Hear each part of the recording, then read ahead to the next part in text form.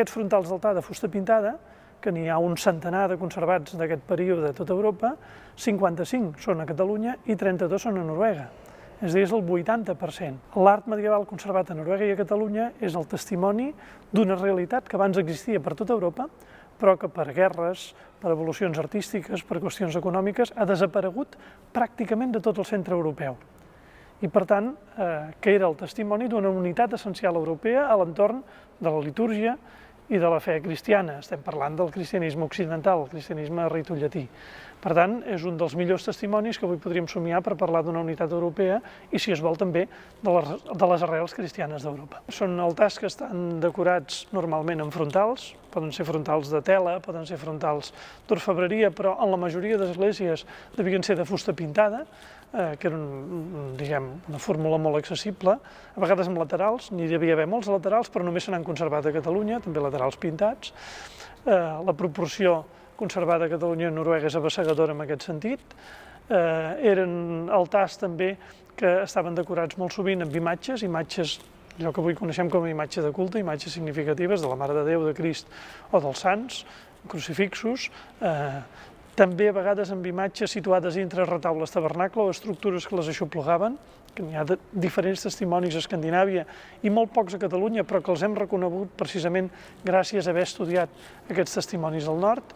I, en definitiva, per tant, uns altars que devien assemblar-se molt i que feien possible que un viatger català que passés per Noruega pogués entrar en una església i assistir a una celebració i seguir-la i trobar-se bastant com a casa, o que un viatger polonès pogués anar a Portugal i es pogués reconèixer com a part d'una mateixa cristiandat.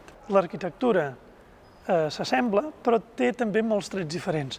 S'assembla des d'un punt de vista general, perquè totes les esglésies solen tenir una nau i un presbiteri, un lloc on hi ha l'altar. Per tant, diguem, en termes d'ús, l'església s'assembla, però sí que hi ha diferents característiques que no són iguals. Per exemple, les esglésies noruegues d'aquesta època solen ser de fusta, les esglésies catalanes solen ser de pedra. I després també és més fàcil trobar diferències en l'arquitectura conservada, per això els llibres d'història de l'art parlen del gòtic anglès, o del gòtic francès, o del gòtic alemany, projectant una mica aquesta idea dels estats-nació, dels estats moderns, amb què es construeix la història de l'art del segle XIX.